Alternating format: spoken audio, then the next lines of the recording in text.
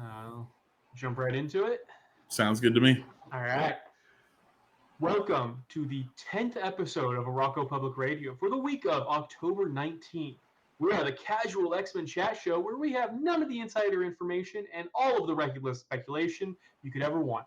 I'm Rod, and this is the guy who wants to sing the praises of Benjamin Percy's Wolverine run all day long, my one and only Omega Mutant Keegan. Oh. This week, we're talking about X-Men 16, X-Force number 33, and throwing our wild predictions out there for Judgment Day number 6, despite the ending already being spoiled today. Now, this is where the last few weeks we've been playing a game where it could be said I'm embarrassing Keegan on some trivia information, but this week we both get schooled on something we probably should have known. Last week, we were asking about Ghost Rider, and we were like, why is there like 8 of them going around? Is there more than one Spirit of Vengeance? And one of our two listeners, Ron Catersano, wrote in with a really solid answer. He said, so there's only one Spirit of Vengeance, capital S, capital V, which is currently bonded to Johnny Blaze. Spirit Rider is from the past. Banshee is bonded to another Vengeance spirit, and Robbie is bonded to his uncle. So, if I'm reading into what he's saying, there's one Spirit of Vengeance, but there's other Yeah, capital S, spirits, capital V. but there's other spirits that, have vengeance in them. They're vengeful. It's like the idea of like capital D devil, and then there's devils. Right. I think. Well, that's how, like, Mephisto is the devil, but he's not the devil, so they can get past censors. Things like that. Yeah. Thank you so much, Ron, for the answer. And Yeah. that answers a ton and leaves me wanting more. I'm definitely going to look more into Spirit Rider's past because I'm loving him in the one book and curious for more on Banshee as we learn more. Yeah, absolutely. So how's your week going? It's it's a week. It is going. Getting through it. Funny, we're going from one of our latest records we've ever done, and it was really hard getting the episode up. I'm so grateful for anyone that listened after the technical delays and then some audio issues with it. We're recording on a Thursday. We're recording really quickly for once. Yeah, it's a fresh change of pace. Yeah, and I'm really excited about it being episode number 10 because I don't know if you've ever heard the old adage, but they say only the top 1% of podcasts make it to episode 20. So we are halfway to being in that top percentile. I mean, and that's great. I've always wanted to be in the top 1% of something. So, and we've actually recorded, I think, 13. We did 3 practice episodes before we put our first one out there, so we're even closer than that. That is true. Ooh, I'm excited for it.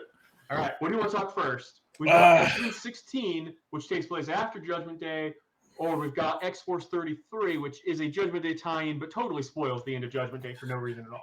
Yeah, I mean, honestly, I can go either way. Whichever one we want to start with, because, I mean, kind of, sort of, they're both after Judgment Day now. Yeah. My first note is on X-Men 16, so let's go it first. Sounds good. Plus, I liked it better. Yeah.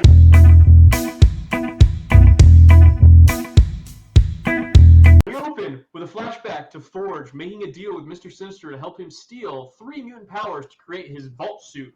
Caliban, Mystique, and a third mystery mutant. Naughty, naughty, Forge. In the present day, he explains to Caliban the gist of his mission and uses Mystique's powers to disguise himself as one of the children of the vault, Pero. Outside the vault, Cyclops and Havoc are arguing in the dome, with Iceman explaining that it's just brotherly squabbles. When Scott reveals to Havoc that he only got on the team because Forge wanted to punish Scott, though, he lashes out full power and accidentally frees the real Pero from his stasis pod. After a knockdown, drag-out fight, the X-Men team is able to subdue him and put him back in stasis. But Havoc walks out on the team, and Jean tells Scott that they need to bring in Sync. In the vault, Forge reaches the place he thinks Darwin is being held, but he finds Laura Kinney instead. In a data page, we find out he detected life signs deep in the vault and thought it was Darwin, but must have been wrong.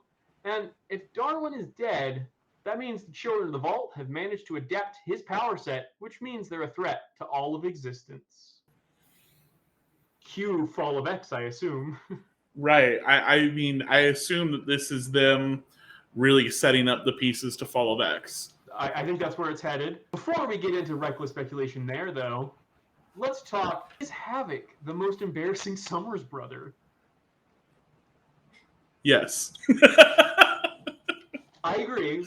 Now, My Like, argument just is, sure, Vulcan has done worse stuff, but I feel like he's got more of an excuse.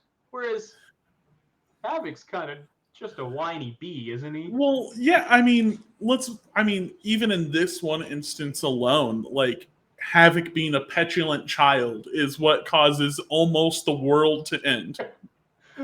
Well, and being a petulant child because Scott points out he's a petulant child. Right? Exactly. Like it's funny. I did a little bit. I usually spend a lot more time like checking out what people are saying on Reddit or whatever. And this has been a busy week. But the Yeah. little bit I've seen, every kind of avenue I looked, people were dunking on Havoc. I just feel like this Havoc looked bad here. Oh, yeah. Incredibly bad. I was just like, what? Really, man? Like, really? Well, and it's kind of funny for as exciting as the Forge stuff was, I was kind of more interested in the the high school soap opera that was happening outside. I get it. I mean, I do. It's the sibling rivalry of it all. Like, not based on anything that's ever happened before, but this just felt so like Dawson's Creek to me. Like, I half expected Jean to like admit she had a crush on him or something. Like, it was just so like pure high school drama. It was really funny. Yeah, no, absolutely. It was like weirdly lighthearted side to the story. Yeah, Even though like it caused like some real bad shit to go down. yeah. There's an extent to which like Magic being able to literally just like jack him back in was way too easy even to fix. But Oh yeah. I found honestly a lot of that interesting, like just Iceman getting shattered and then essentially he's being used as a weapon by Pero. yeah, I didn't include that in the recap, but Para literally at one point has his severed leg he's using as like an ice pick. It's pretty great. Yeah, Yeah. like dang, going full Die Hard 2 on him. I did like before we head into the vault because I feel like that's gonna be the longer conversation. I did Yes. really like Gene like immediately calling out, "Hey Scott, we need to get him out and bring Sync back. Like, there's no synergy to this new team." Mm-hmm. That's a criticism we all are having as readers, so it's kind of refreshing to have the characters acknowledge it instead of it just being something brewing in the background. No, exactly. I think so too. Also, like we knew they had to bring Sync in because we knew there was a good chance Laura Kinney was coming back. Yes. So they still haven't answered the fact we saw Darwin revived, but Mm-hmm. we're hand waving it apparently. For now. They did reference in the data page, they're like, oh, well, we'll have to move him to the top of the queue. So That's right. they are officially saying that wasn't him, that he has not Yeah. been revived, that they put a hold on him. So what are the ramifications of a duplicate, and how heavy is Dugan going to go after? Like, I feel like this is an Al Ewing book we know it'd be heavily focused on. Yes. Is this going to be a major focus or not?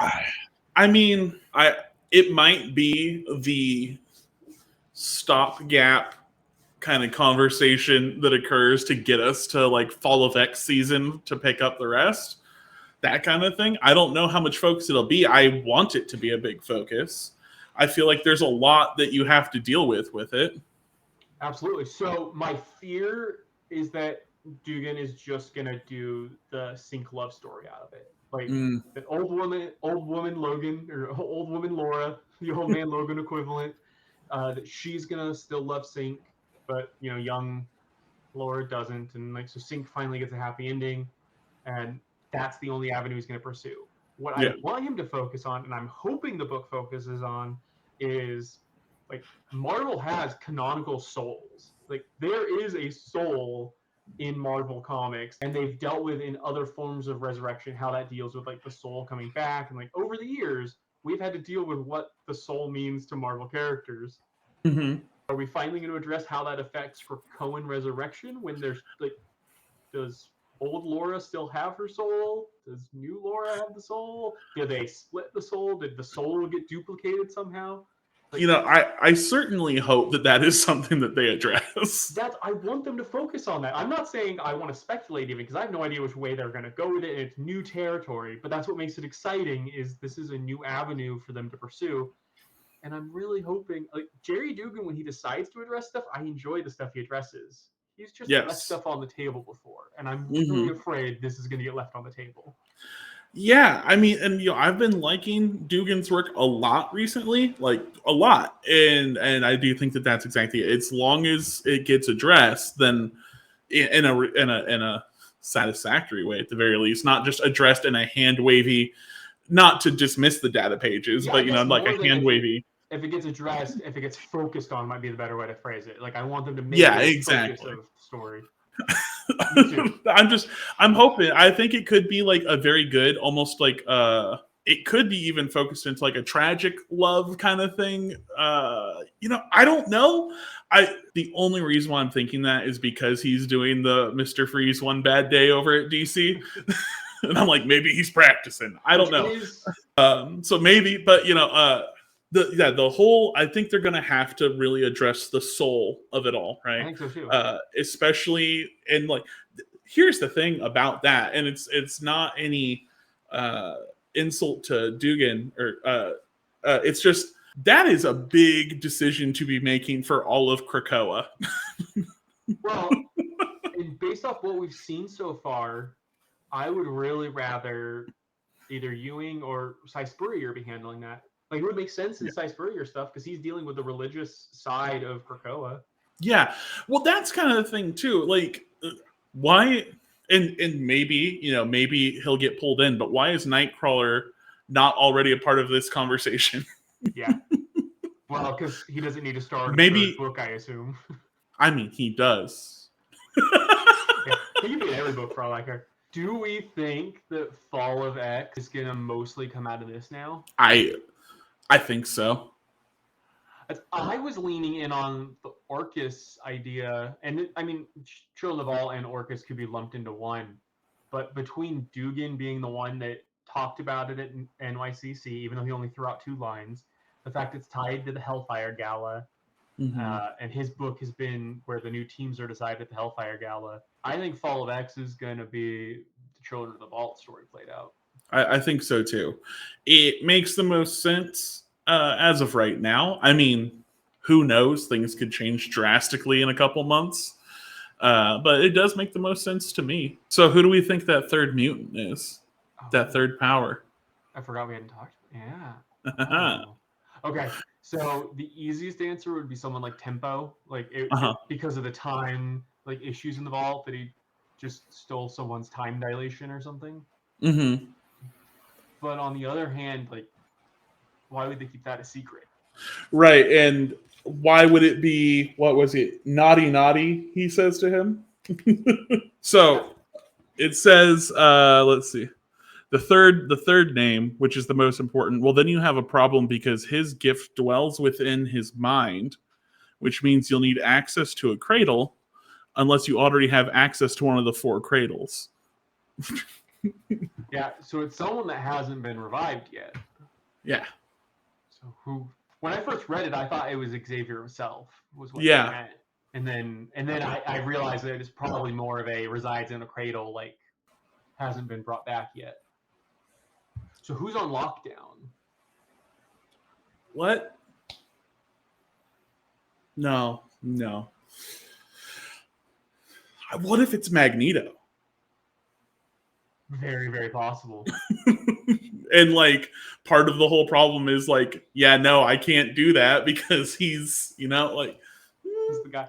Well, this would have been before he died, the timing wise of like when he went asking for the suit. That, right? You're right. I forget since the issue itself is post. Yeah, I mean, depending. It just says recent past. It doesn't say how recent. That's true. I can totally see it being Magneto. Absolutely.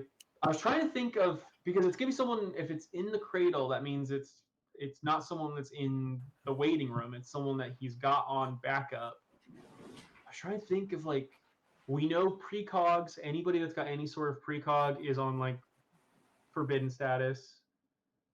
Is there anybody else we know is on lockdown, isn't allowed to be revived? Not off the top of my head. Magneto might make the most sense. Yeah. You might be onto it. Maybe. That would be, that was just a wild assumption all of a sudden. Who knows? Because because I'm trying to think, like, I can't see, I mean, aside from the general usefulness of precogs, but I can't see how precogs would be that useful for an armor set, essentially. Absolutely. Well, I was thinking it might somehow play into the time it keeps Right. at all, but yeah, I have no idea. Now, that'll be interesting. I'm interested to see where it goes. I mean, you know what? Hmm. We don't have a question of the week. We were struggling to think of one. I think this needs to be one of our this is the question of the week. I want other people's ideas here because this is a really fun conversation. I think so too. I think it needs to just be the question because I'm trying to think of who else it could be, and other people have a better encyclopedic knowledge than I do. So I'm latching onto your idea though. I'm keeping my veto for now. Also, once I latch onto an idea, that means it's not happening. That's also true. I do love that. In a way, Sinister has now linked two of our favorites inseparably into a brotherhood of guys with diamonds on their forehead. I will be honest, I don't think I ever noticed that Forge's bandana has a diamond on it. So. I literally had to go back and look, and I was like, oh, son of a bitch, he does. I also love the variety of artists drawing Sinister from looking like a comedic character to like pure effing evil without like any actual changes to the design. Just the slight artistic difference is enough to completely change it. I think it's like one part of it is just like the brilliance of Sinister's like design at its core. Like there's a very specific language to how he is designed where it's hard for you to design him without it looking like him. And then it's just softening certain angles, sharpening others. It really changes how you make him look. So I want to say it was like in one of the Axe one-shots, the story critical one-shots. Yeah. I thought he looked like way funnier in like this mopey puppy dog kind of way in some of his lines. And I thought it was great. And then in some of them, he's just like, oh, so evil, Machiavellian looking. Question for you. When are we going to see Dr. Stasis again? You know, that's a good question. I don't know.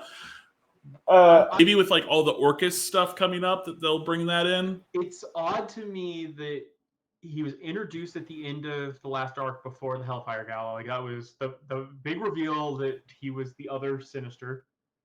And then we barreled into Hellfire Gala, into Judgment Day. Now we're heading into Sins of Sinister, and we've got this Children of the Vault thing happening, and we're not dealing with it seemingly at all. And I'm really interested in that. And is Sins of Sinister going to happen without like dealing with him first? Yeah, that is a really good point. It's really weird to me if we have a Nathaniel Essex like focused event, then we come back from that event, and then we're like, oh yeah, and then now we're going to deal with the other Essex like the other Nathaniel Essex that we introduced a year ago and never did anything with. Yeah, I feel like they need to be doing something with that, but I still think we're gonna get the all four suits. I think it seems weird to me to introduce a second suit, not the others. So yeah, I don't know. Referenced at one point, like he was at the Orcus base over Mars in like a throwaway scene, but I think that's all we've seen him since the reveal. Yeah.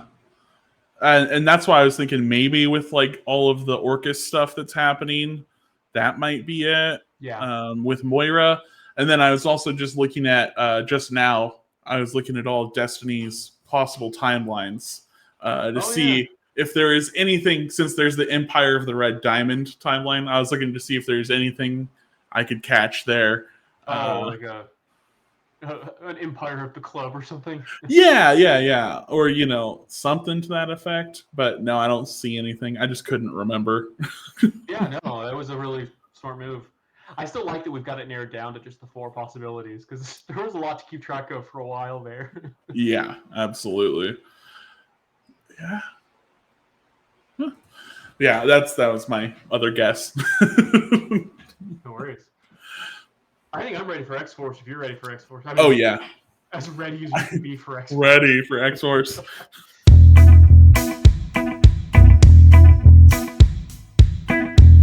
All right. Craven is hunting Beast in the Shadow Room, which is set to an enhanced version of the Savage Land. He calls Sage and conveniently recaps that there is definitely a Celestial passing judgment and Eternals attacking. So that makes this count as a tie-in, guys. I promise, this is a tie-in. But that Craven's attacking and Wolverine is like his final prey or something. So he fights some Matrix-looking dinosaurs, saves Beast from some like pterodactyl-looking dudes. Sage breaks up the fight from last issue between Deadpool and Omega Red. Deadpool reveals he's got a cute baby body under the tree body Black Tom made him. And then they head to the point to break into the Shadow Room. By the time they get there, Wolverine and Craven have fought.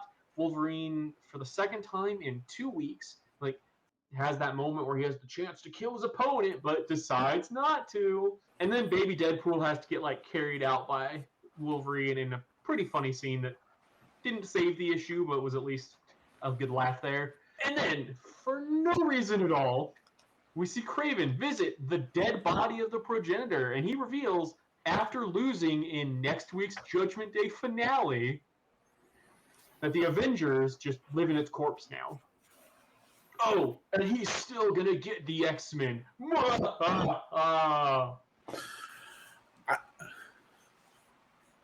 They just spoiled the ending of their big event. They just spoiled the fucking ending. Why? And why? Didn't we have X-Force 32 last week? Yeah. So why not just push this book a month, 2 weeks even? It doesn't. I was sitting there and I was reading this and I got to that and I had to message you like off pod. I was like, did X-Force just spoil Judgment Day? Because I was dumbfounded by it. I was like, there's no way. Did I miss something? Is there an issue that I'm missing? Well, and like, I'm so mad because I dunked on DC because I've been singing Judgment Day praises and talking about how, while it might be the best event, Dark Crisis might be the worst event. And I was dunking on how funny it was that DC spoiled the end of Dark Crisis in their Flashpoint Beyond series. Like, they did it in a fun, like intentional way that I liked. This made no sense to me. It stole so much narrative oomph from the finale next week. And I don't understand why. And for what amounts to a 1-page post-credit scene? Yeah. Like, for a post-credit scene, that's really what it is. You know what it is? They heard us dunking on how this didn't tie in enough and decided, you know what? They don't think it ties in. Let's spoil the ending. Honestly, I hate on Benjamin Piercy a lot. I don't think this is even on him. This is on the whole X office, but this was a shit move. That is not cool. Yeah, no, I agree. I feel very vindicated for not liking this arc right now. You were very vindicated. Especially because, like, not only does it end on that, but like but before that, it ends on a data page of Logan just going on another drunken soliloquy. You know what I'm gonna say? My girl Laura got in there at the end with the best line to that data page, but no.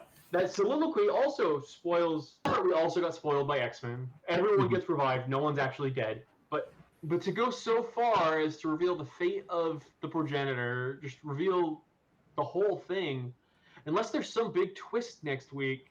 Yeah, and like what twist could happen that still gets us to that conclusion? Because this is supposed to be post Judgment Day, clearly.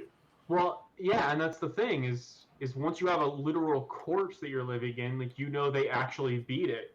Like, we had a lot of talk about whether it was going to be like it was all revealed to be a ruse or like, no, it's literally going to be they beat it up now because there's a crumpled up corpse that they're living in. And you know, like, I was reading it and I reread it a few times because the way Craven says, you know, like, oh, they're moving into the progenitor's body or whatever. And I was like, is that his way of saying that they're moving through it to try to beat it? And I was like, no, like, that art is very clearly a dead progenitor. Like, so I was like, no, not even with like the most generous of views of it. It doesn't work. The line at the end, though, he also says something along the lines of like, and it proves that everything, even a god, dies. Yeah. In his narration. So they were really nailing home that, yeah, nope, they straight up kill it. A god has fallen, and the Avengers are in the process of occupying its body like mites on a rotting whale. I had to return here to the North Pole to bear witness to this encouraging reminder. Everything dies. Everything. Even the immortal X-Men. And when that time comes for Krakoa, soon, I can sense it, Kraven will be there to butcher their remains and taste the iron of their hearts. I'm conflicted now. Because that line, I was going to throw out a wild prediction that the resurrection protocols are off after Judgment Day. The even the immortal X-Men line. Yeah. But we had contradicting line from Forge where he talked about pushing Darwin in front of the queue. So never mind. I honestly just think that that's the way of saying that, like, Kraven's going to be back, but this time an immortal X-Men. Please no. I worry that might be it. Out of the two of us, I was the Kraven defender. I was very intrigued by this arc. They managed to make a boring holodeck episode. A boring it's holodeck episode. Well, yeah, first of all, what is this? The entire issue is a boring fight. How is Wolverine versus dinosaurs boring? How do they do that? Why is Hank there? So they got the two lines of Wolverine being like, I know we don't get along right now, but I'm not letting it happen to you, Buck. Like, in what world does Wolverine need a reason to fight aside from let's go? Like, well, or like, would he not be loyal to his old friends that he's currently not getting along with? Like, of course he's gonna save Hank. Like, that's who he is. Right, but like, there's no Hank didn't need to be. There was no reason after building up Hank as such a horrible piece of. Yeah, no, I know what you're saying now. Absolutely. Why was he there? It seems so wasted. It kept us from being intrigued in the fight because we weren't interested on whether he survived or not. Yeah, I was like, cool, let him die. All right, we're crapping on this arc a lot. Let me throw another angle to crap on it. Where the hell is Quentin Quire? Yeah, where?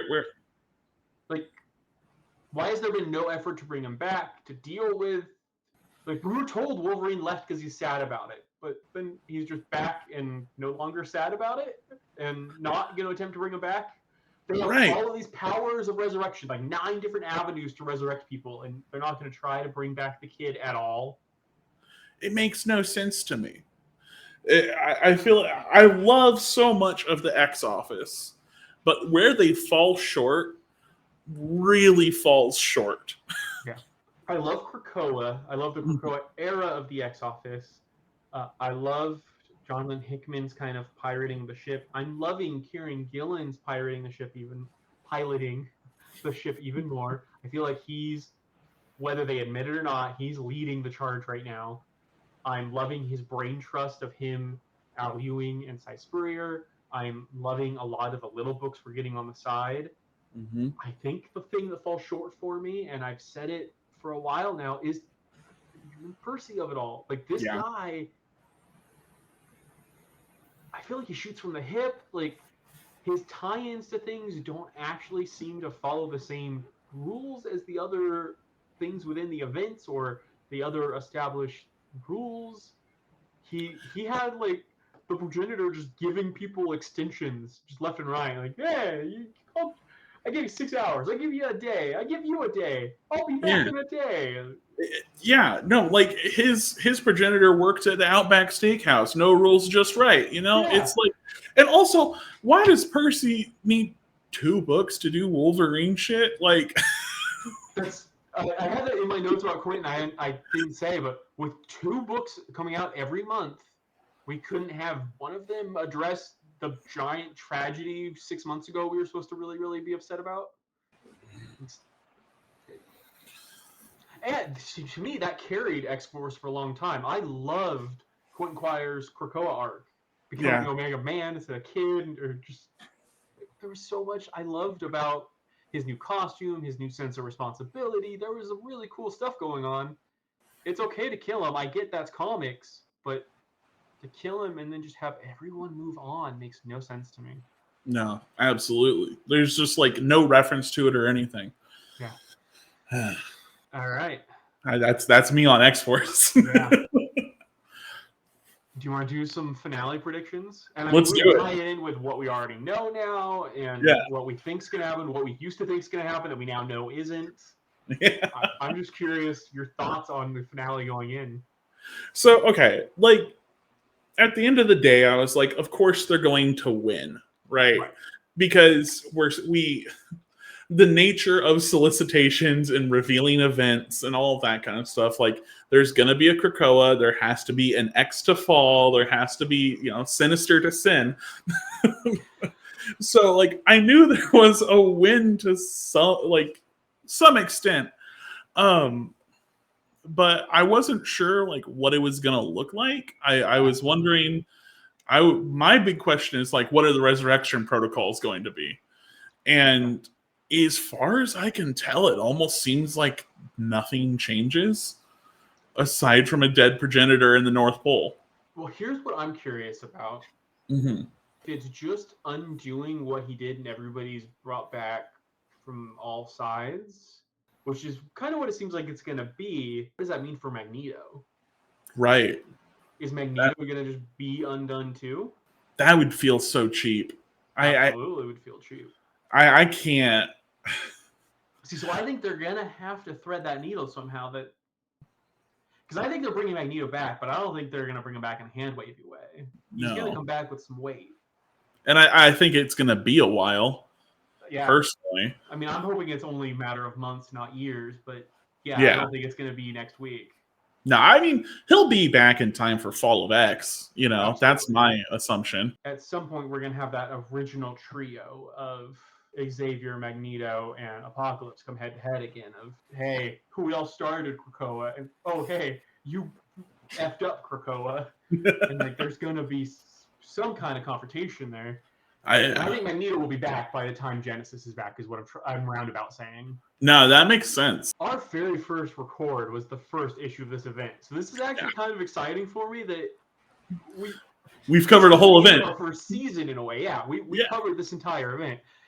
Y'all haven't seen the first 3 episodes. I'll put those up eventually when I get back to like re-editing them now that we've actually started the show. But Keegan and I have sat down for every week this event's happened. So it's really neat to reach the end.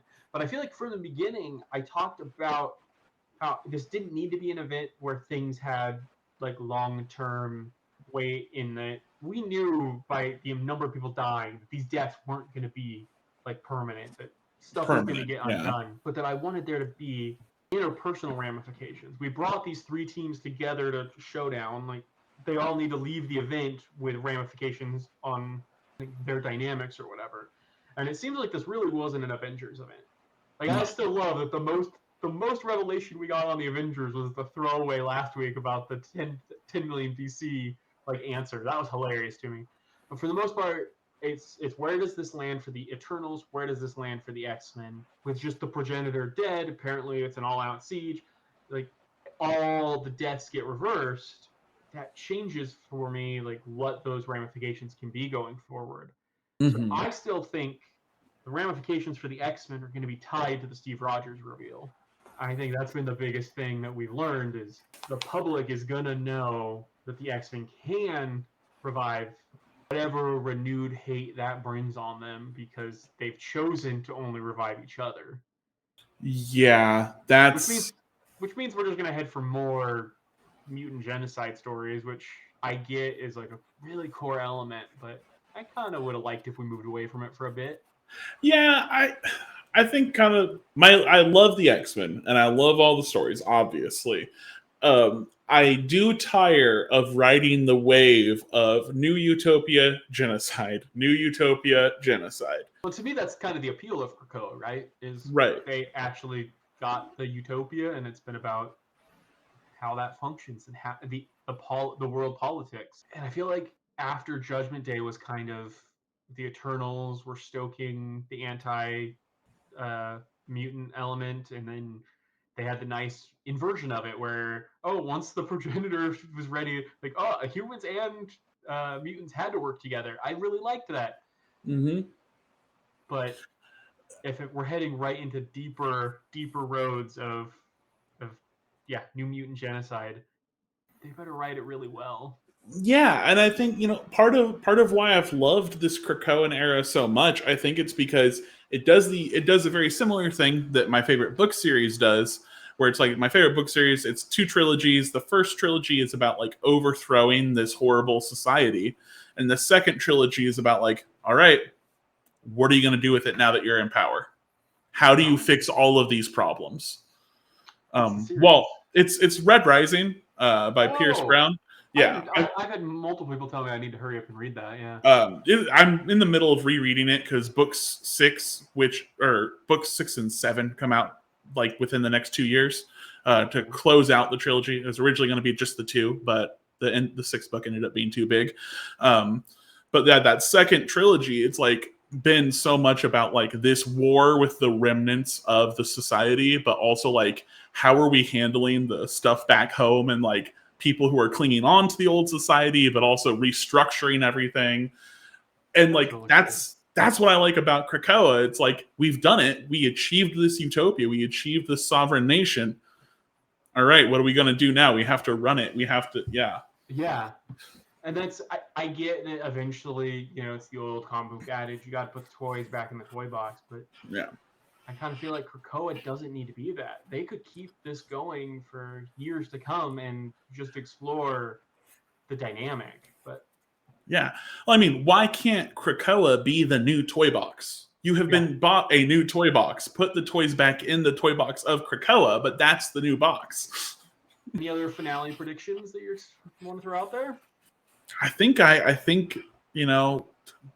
don't have any predictions at this point, just because I'm like, whatever happens, they have to stick that landing of, okay, the progenitor's dead and the Avengers live in it now. So yeah, that narrows the options. Yeah. How about not so much plot prediction? Mm-hmm. What about quality prediction? Because for a long time we were singing how peak this event was. And I think we've both had some negative things to say in the last couple weeks, more than we did through a lot of the event. So I think any event that goes this long, it can't be out of 10 at all times. It's just there. You can't write that much without a couple of stinkers here and there. I still think it has potential to end up being, an absolute top tier event. Agreed. Whether or not it can be that Judgment Day versus Secret Wars conversation is going to require this last, hurrah being an absolute banger. I think the finale needs to be a banger, and the Omega issue next month needs to be a banger. I agree with you. I was going to say something really similar, that I feel like a lot of my negative sentiments the last 2 weeks have been all in the tie-ins. Yes. That we got that tie-in apocalypse that wasn't the best of the tie-ins. That the things written by Gillen are still peak for the most part, other than we talked about the one trilogy of issues that was a little weaker for me. And I still feel like once you kind of pull out some of the other stuff and are reading it in a binge, I don't think those issues are going to bother me as much as they did with the pacing issues. The X-Men Red stuff has been the best thing in superhero comics this year. The Legion of X stuff that took way too long to get to us has been amazing. I'm with you. They need to stick the landing, but I still think this might be in conversation for best Marvel event ever by the time we finish. I don't want my negativity the last 2 weeks to paint my perception in too negative a way. I really don't like that the ending was spoiled for us. And that is more on Marvel than on any of the creative teams, but that sucks. That was a shitty thing to have happen. Absolutely. The way that you can get, like all of House and Powers of X in one book and all of X of Swords in one book, like you can do that now.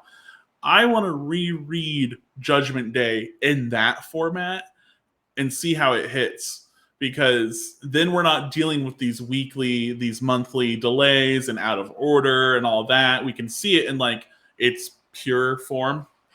Well, I'm really interested because there's going to be two books that drop, because there always is with these events. There's going to be the hardcover that's what they consider to be the essentials. So it's going Mhm. to be the main event, probably the couple of red issues. We'll see maybe the Immortal X-Men issues. We'll see what they include in that. And then they're going to release the omnibus in a year and a half. And I'm really curious what makes that omnibus and what doesn't. Because 36 issues, which is what our final count was, I think. Maybe 38 if you include the two prologues. That's a really thick book. I don't think they're going to release every single time in that omnibus. So I want to see what they It's decide is worthy of that and what isn't. Yeah, I want to see what makes the omnibus cut. Yeah. I Which can I tell agree with you you. right now, what doesn't need to make the omnibus cut is a single issue of X-Force. Or Wolverine. Yeah, or Wolverine. Let's purge all the Benjamin Percy stuff. Yeah. Ooh. Actually, if you're ready to go to question of the week, I'm ready to slander Ben Percy some more. Let's do it. Let's do it.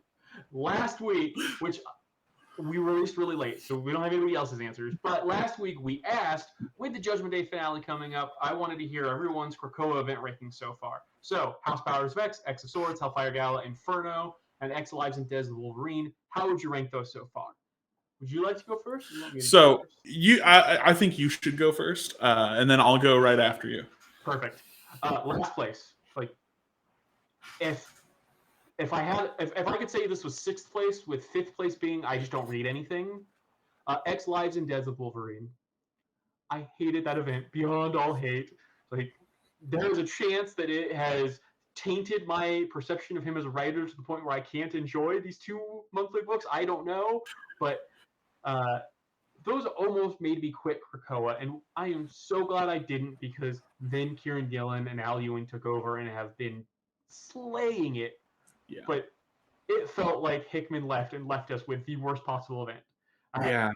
Then in 3 and 4, I'm going to do Hellfire Gala above Inferno. I love them both, but Hellfire Gala is a complete event, whereas Inferno was just like, it was cut short. It was really clear Hickman had to speed up his pace and get out of the office.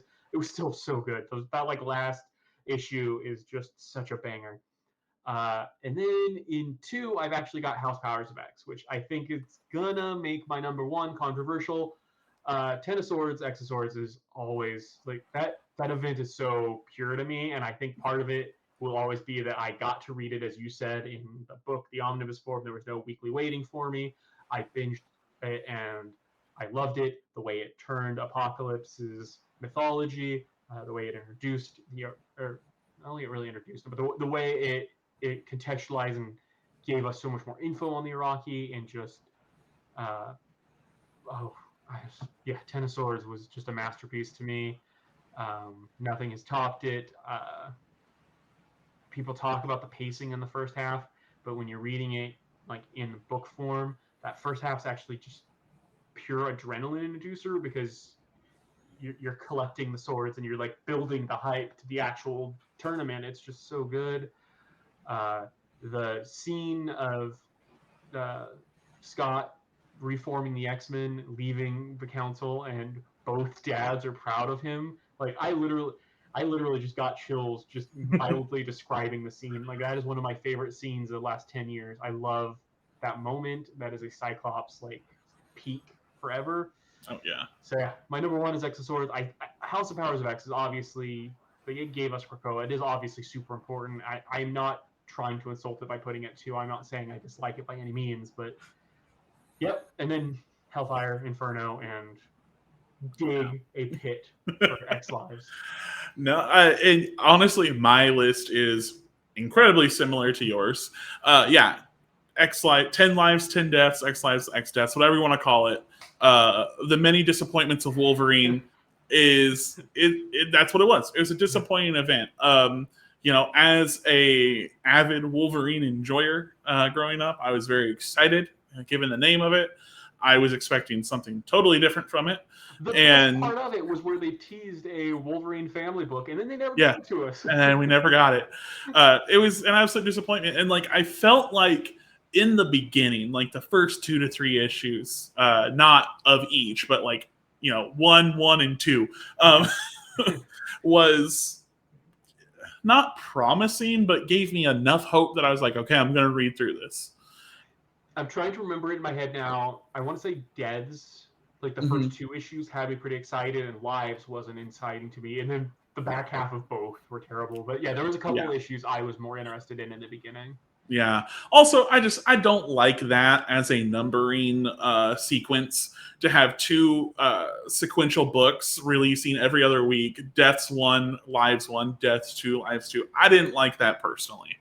I feel like it was attempting to redo House Powers of X, like, but Jonathan Hickman is not the same as a Benjamin Percy. No, and that's exactly it. Like, it works when you're that guy, and Benjamin Percy is not that guy, pal.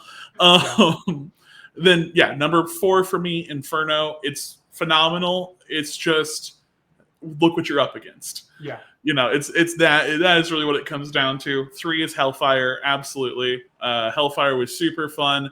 I want to say it was the first event that I got to read in real time, if I remember correctly. I feel like you've made that comment before, so I believe you. I didn't know you yet. Yeah, so I'm just. Yeah, I'm just like, I'm trying to remember, and like that seems correct time wise. That like jumping back into comics, that was my first X event that I got to read live, so to speak, and I had a great time with that. All the mystery of it. Then number 2 for me is Ten of Swords, and number 1 is House and Powers of X. Mostly because like my friend Joe, when he got me back into X-Men, because he had already got me back into comics, he was my Sherpa through all of this. Yeah. He comes up to me and he goes, I have homework for you. I go, okay. And he hands me the Omni of House and Powers and his singles of all of X of Swords and goes, here. And I go, oh, okay. At least he skipped the stuff between there, because there was... Yeah. But that's what I was handed as this giant stack, and I'm just like, okay, I got work to do. Gotcha, bud. I love that so much. Have I talked on pod about my like catching up of X-Men when I decided to jump into Krakoa? I think you mentioned that you like binged all of it like in a couple of months. Yeah, it was. So I got back into comics in like November. You were actually one of the first people I stumbled on TikTok that I'd sent you like hey, what are your recommendations for first books back for a guy who's lapsed? Like, because my kid was born and I just fell off completely and hadn't read in a couple years. Like, you got me on Tom Taylor's Nightwing and a couple others. I don't remember what else it was. That was the one you hit the hardest though, and that got me going. And then everyone had been saying like, oh, the Krakoa era is great. The Krakoa era is great. So by like February, I had caught up on the handful of shorter books people had given me. And so I look up a reading order to read everything. And at that point, I want to say it was 231 or 240 something issues that it was like, oh, and it's this great reading order. I'm going to link it in the show notes even, because I really love what the guy did was, instead of just putting everything in release order, he clumped. If like chronologically you could read a whole arc, he had them clumped, but nothing happened out of sequential order. So like there'd be a time I'd get to read like 4 X-Force issues in a row, but then there'd be other times that I'd be bouncing because so I binged absolutely everything, and I ended up caught up halfway through X Lives. So I felt like I got in at the end. I was really worried that literally I loved almost everything I read. There was Fallen Angels I didn't love. So there's a handful of little books thrown into the Krakoa era I didn't love, but I had loved almost everything. And then I get to X10 Lives Deads, and I thought I was watching the death of this thing I had just gotten to. Like, I had just got to it right at the end. And thankfully that wasn't what happened, but that birthed my hatred of that event, because it felt so different than Hickman. It felt so spit in the face of Hickman. Yeah, it really did. Ugh, gross. Hate it. It stinks. All right. Want to talk next week? Let's talk next week. We have Axe Judgment Day number 6, the finale. Yes. Somehow that's not it. We also have New Mutants 31, which is the new creative team I'm really excited about. Wolverine 26. Well, we'll read it. Maybe I don't have hopes that one's going to be awesome. And then Exterminators number 2, which if you're not reading that series, if you're reading nothing, if you're watching this even though you don't read X-Men, Read you should check out Exterminators. Exterminators. It's so much fun. Absolutely. If you're buying one X comic next week, buy Exterminators. Yeah. For sure. I mean, if you've been following along, grab Judgment Day. That's going to be the important one. Oh, But of course. if you're just looking for something fun and you don't want to dive into a whole bunch of stuff, Exterminators is so good. Mm-hmm. All right. Anything else you want to say? I think that's it. All right. That'll do it for us. Make sure you like us, review us in all of the places. Follow us if you don't already. If you're following us on YouTube but you have Spotify, that would be a huge help to follow us there, and vice versa. If you watch us on Spotify but you log into YouTube every now and then, follow us on the other, because both those places love us. Tell a friend who you think might enjoy us. And I am that nerdy Papa Bear on all the socials. Keegan is Bulk Ranger. Until next time, one more time, come at me, bro.